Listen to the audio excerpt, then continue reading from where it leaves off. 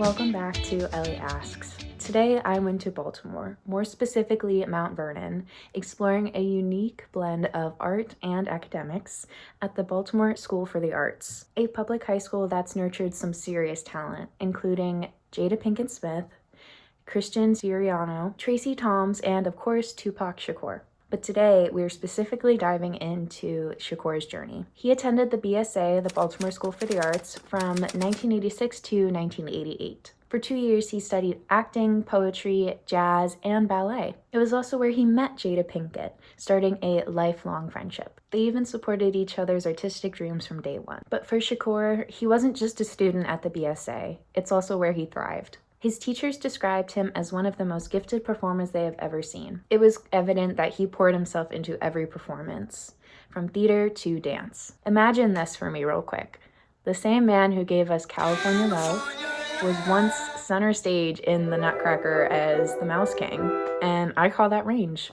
His love for poetry started right here. Shakur's poems balance vulnerability with powerful social commentary, a style that later defined his music. He even wrote a heartfelt poem to his friend John Cole, showing how deeply he valued the friendships he built at the BSA. Now, speaking of John Cole, he was part of another important relationship in Shakur's life. He was Shakur's classmate and came from one of Baltimore's wealthiest families. It's safe to say that their bond was unexpected. Shakur, a kid from a struggling household, and John, a privileged white student. But they connected over their shared experience of growing up without fathers. When things got rough at home, Cole's family gave Shakur a safe place to stay, and Cole himself even let Shakur borrow some of his clothes to take to school. It's a small but powerful reminder that friendships cross social divides and make a lasting impact. But even though Shakur is best known for producing his music out in the West Coast, Baltimore wasn't just a stop for Shakur's journey, it shaped him. He started his first rap group here,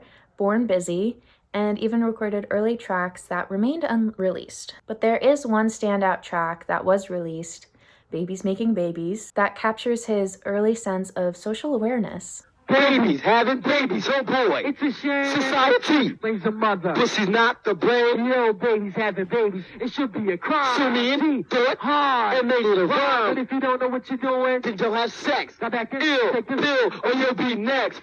Babies. It's raw, honest, and sounds like the late 80s in the best way. It reminds me of that underground group Yeasty Girls and their song FCC, just unapologetic and biting. They may not be from Baltimore, but it's definitely worth a listen to if you haven't gone down that rabbit hole yet. Now, similar to Cole, Shakur and Pinkett's friendship was a creative lifeline for the both of them. She encouraged Shakur to stay authentic, and he inspired her to embrace her artistic voice. It's a reminder that even legends need a support system, and sometimes it could start in high school. Unfortunately, Shakur never even got to start his senior year at the BSA. His family moved to California, and that's where his career skyrocketed and cemented his identity as a West Coast artist. But who knows what he might have accomplished if he'd stayed. Regardless, his time in Baltimore left a lasting mark on him and on the school. The BSA honors him as one of their most influential alumni to this day, with tributes and other events held by alumni and the school itself. And don't quote me on this because I can't be sure, but the one time I went to the BSA, I'm pretty sure there was a plaque inside that was dedicated to a rapper, and I think it was for Tupac Shakur. But you would have to go to the building yourself and find out for me.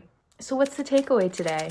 Shakur may have left Baltimore, but Baltimore did not leave him. His time at the BSA shaped his artistry, his activism, and his heart. It's proof that the right environment, filled with creativity, community, and support, can mold someone into a legend. So that's it for this week's episode of Ellie Asks.